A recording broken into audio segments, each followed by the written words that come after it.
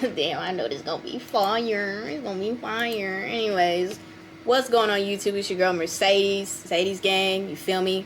The gang, cause we don't come with no price tag. Remember that shit. Period. Anyways, y'all, we back with another mother freaking banging video by my boy Salone. We're gonna be watching exposing Mac Miller's killers, drug dealers charged with murder for selling fake drugs. I'm telling you, this man's fucking death was a murder. It was not an OD or overdose. This man did not die because of an overdose. He died because he was set up, and I truly believe that. I don't care what anybody says. When I first heard about Mac Miller's death, none of it made any sense to me whatsoever at all. And I knew immediately something was very fishy about his death. So I ain't gonna waste no more time. Let's get into this shit. Go support my boy Salone's channel because he been popping off lately. He even did a video on Matthew Perry. That shit was actually very interesting. So I suggest y'all go check out his page. Anyways, y'all, let's get into it. Like, share, subscribe, turn on your bell notifications, and let's go. I think the unique thing Oh my gosh, are you really serious? on a journey with a woman all the way from Okay, that's cool. And authorities confirm here the death investigation is underway. Malcolm James I knew it. McCormick, I knew they was gonna reopen his case. Died of an apparent overdose. He couldn't even join the 27 club.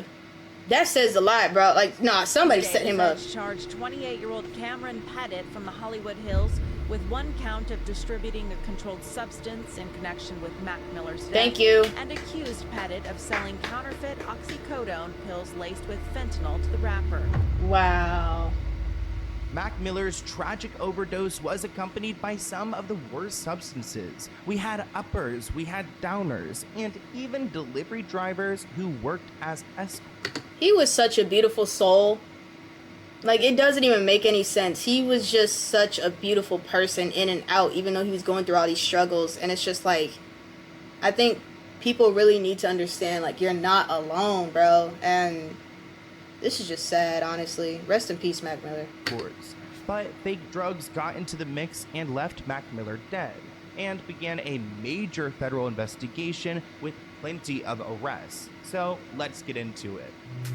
Wouldn't be surprised. Mac Miller is one of those rappers who raised me. I remember being in middle school and in high school and listening to me his too. music. And then when he tragically died, everyone was so upset. I mean, I'm still... Fuck that. The world stopped as soon as that boy died. For like a whole day. Like, it... still upset and Bruh. haunted by his loss, but his music and his legacy will live on. Either way, there's a lot to his story, and I don't want to ignore certain parts of it, but I want to hone in on when he died and the criminal charges associated with his death. The best way to do that, in my opinion, is to go through a timeline of what led up to his passing and who provided the drugs that he OD'd on. Now, I didn't realize the extent of the investigation that went into Mac Miller's passing. I mean, he is a big celebrity, and of course people want to know the truth, but they really got into the details of it. Now, there's this guy named Cameron Pettit, and he gave Mac Miller, who had been asking for perks, the pills that contained fentanyl, cocaine, and Xanax instead of Percocet. Following his arrest, more details surrounding the case have been revealed, including a text message exchange between Cameron and Mac. Investigators obtained the text messages from before the sale, in which Mac Miller proclaims his love for oxycodone and asks for bars of Xanax and a ball of coke. Now, clearly Mac Miller wasn't in a good headspace, and if you guys want me to do a deep dive on his childhood trauma, let me know in the comments below. But on the morning of September 5th, 2018, we find ourselves at 12:56 a.m. with a text exchange where Mac reaches out to Cameron and asking him, like, what's up, what's going on? I'm going to summarize their conversation. So Mac asks Cameron, yo, and they say, what's up? And then he asks him about some Addy, I'm assuming some Adderall. Then Mac asks about some lean, and then he asks about some perk. Mac goes on saying that he likes them, that he wants them, and then Cameron said he can get them about an hour or two. He asked if he can get 10 of those and 10 bars and a bar of coke, so he really wanted a lot. Mac asked if he could drop it off at the studio, so he says yes, he can do it, and Mac was going to send him the address. And it seems like at this point Mac really wants these drugs. He's asking like, what time, when are you gonna be here? Now, these texts aren't great for Cameron because it establishes that Cameron agreed to provide him with these drugs. These booze and these 30s, a perk 30. I don't know if I've had a perk 30. I mean, like, and I've never I tried mean perks. in the sense of like I had. Like ever. It's funny because I know so many friends that have like experimented, if you get what I'm saying, like just trying to try it, and it always ends up like just going completely fucking left every time. Doesn't change. Surgery. I think they gave me some type of Percocet. Like I don't know if there's other numbers. I feel like 30 sounds like a big number, but like, you know, when I had like a major surgery like 10 years ago, like, you know, they gave me what I needed. So I know consuming all these drugs aren't great because he's got like the Zans, the downers, the perks, the downers. We got the umber with the coke. So yeah, there's a lot of mixing. But it seems like Mac really wanted these substances, so Cameron wasn't actually the only person he reached out to. On that same morning, September 5th, at 1:12 a.m., he began texting someone else. I guess Mac felt that Cameron was too slow with delivery, so he reached out to Mia Johansson and asked her to send over drugs. She was agreeable and suggested she would send a girl named Carla over with them. Carla was also available to provide sexual services at $700 per hour. Okay. What the fuck? Whoa, hold up. Wait a minute. Nah, that's a lot. This is a story, huh? Mac asked Mia, do you have snow bars and blue perks? She says, I have it all. They go through discussing a variety of drugs, and she's bartering with him on what she's got available. He asked how long. She responded with 30 minutes. She replied with the total, which was 5 Oxy, 5 bars, 5 Norco, 10 Addies, and then 2 Gs for free, and then a girl $700, so total $1,025. Now at 2:02 a.m., it's been about an hour after Mac had reached out to Cameron and about 15 minutes since he figured out his deal with Mia. Cameron sent the following message to Mac saying, I got sidetracked, I'm coming now. Mac said, for sure, which I guess he just was going to take all the drugs that he can get, which is so sad because you see someone who's in pain, and with an order like this, I mean, I guess the dealer could only hope it's for a bunch of people, not just this one person. I don't know what the status was like at the studio, but maybe he was sharing with people around. After both drug dealers made their deliveries to Mac Miller, he was then texting Mia about payment, and he also requested one more hour with the girl that was sent along. So it seems like he was soliciting sex work from these people, and they were kind of like pimping this girl out, the delivery girl. Anyone with $10,000 or more in credit card debt or personal loans may qualify for help from National Debt Relief. Minimum payments could literally... This report writes, exchanges between Mac and Mia show them talking about cash and whether or not he would like to extend for an hour. Special Agent Fung says that he believes the messages refer to Mac purchasing an extra hour of prostitution services with this dealer. I guess. Damn, bro. Mac was really like down bad. I'm not even gonna lie. Like, this dude was down bad. I mean, the drugs, the prostitution, all that. Like, this man, yeah, he was really must have been, like, going through a dark time in his life or something. Pimp, to say the least. Now, that next day came along, but Mac Miller wasn't paying these dealers. So Mia was blowing up Mac's phone looking for her payment, saying that he owed $3,000 for Carla's services, $600 each, because he got a discount for using her for so long, so he really enjoyed the sex worker, and then $325 for the drugs. This is on September 6th, and actually Mac Miller's mother told the coroner's investigator she spoke to him the night before his death. He had been in good spirits, seeming really excited about the new album and upcoming tour. Mac's assistant agreed, saying that Mac was feeling very Dude, I remember that album when that came out, and I remember also trying to like see when he was going on tour and try to buy some early tickets, you know, and it's like the fact that as I'm searching for some tickets or something, he passes away. So it's just it's crazy how somebody can act completely normal in front of all these people, and then there's like genuinely something wrong with them. About his projects, but said he had a tendency to slip into drug binges. He had an episode 3 days before the one that left him passing. Which brings us to September 27th, the day that Mac Miller was pronounced dead. Mac Miller's personal assistant, making a daily visit to his home in the San Fernando Valley section of Los Angeles, found him unresponsive on his bed at 11:30 a.m. The assistant moved the body to the floor and performed CPR at the direction of a 911 operator. Paramedics soon arrived, and Mac Miller was declared dead 16 minutes after the initial call. This is going to be Damn, hard to listen to, but we actually have audio damn. of his friends making this 911 call, and I wanted to include it. So if you want to hear it, let's react to it together. Okay. But are you there with him now? When's the last time you saw him or talked to him?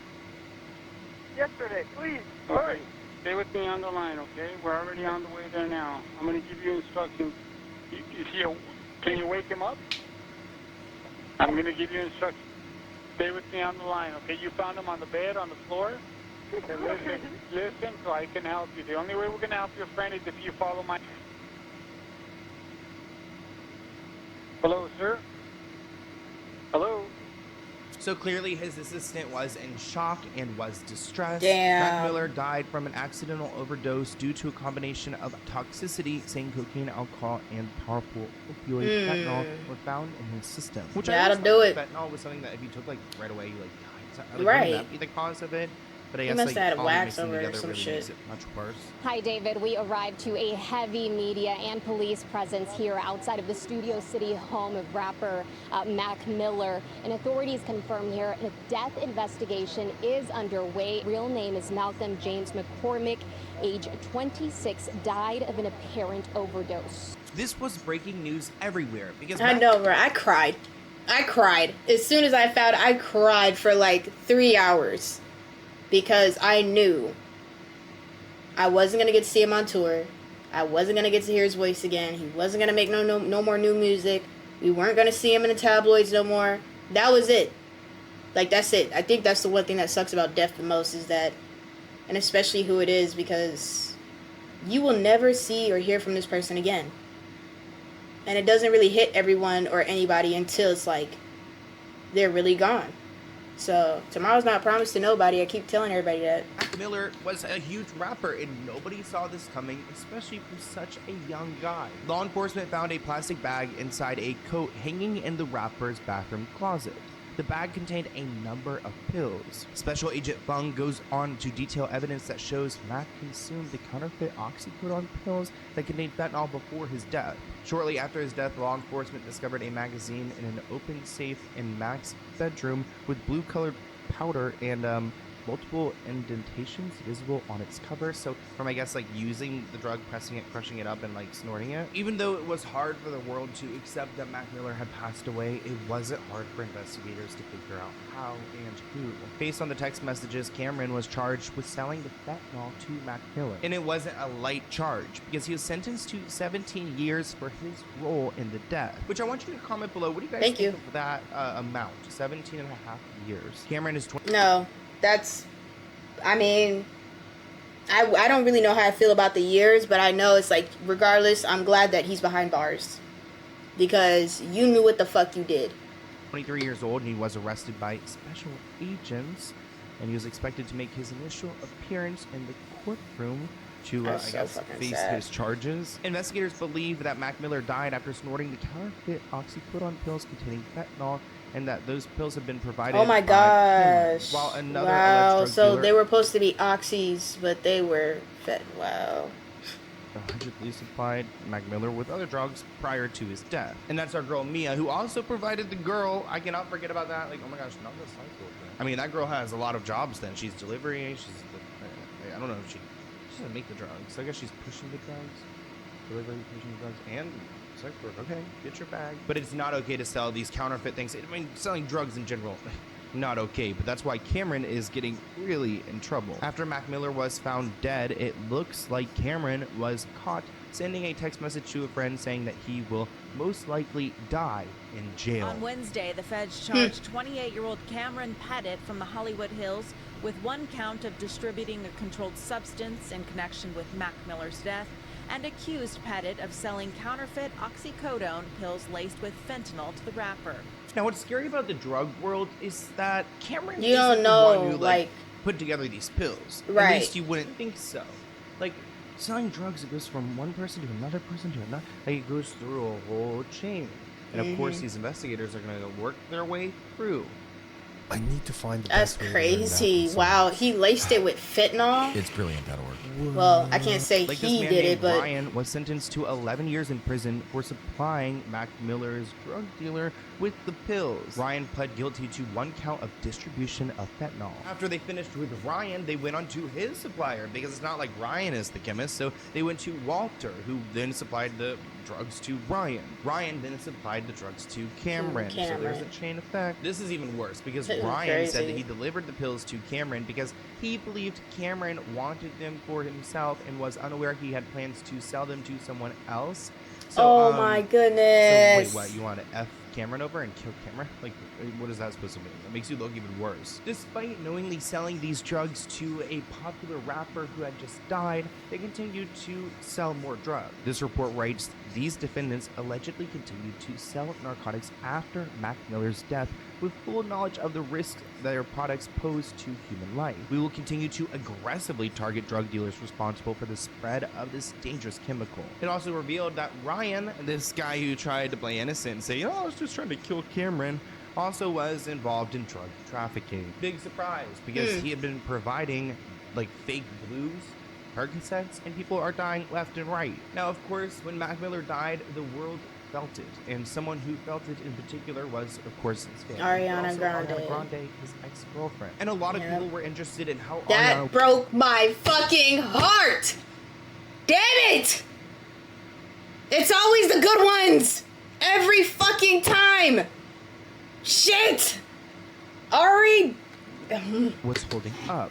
After their breakup, Ariana made it clear that his substance abuse Oh issues my had been a gosh. deal breaker in their 2-year-long This is relationship. heartbreaking. Some people actually blamed Ariana for Mac's DUI, and she responded saying, I'm not a babysitter or a mother, and no woman should feel they need to be. She says, of course, they didn't share about how hard or scary it was while it was happening, but it was.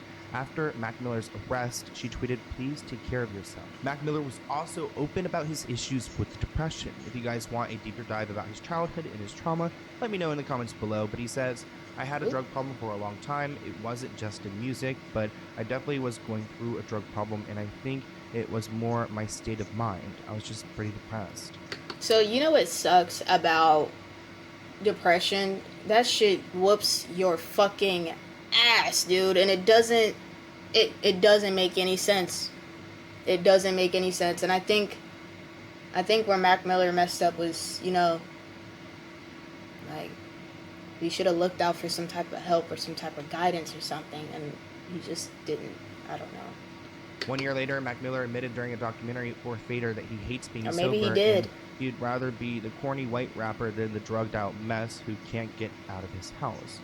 Overdosing is just not cool. He even said, you don't go down in history because you overdose, you just die. Whew, that makes me like, my stomach ache. And while I'd like to say Mac Miller's right, because I don't want to disrespect him, he's not, because he didn't just die and disappear. Like, people still remember him.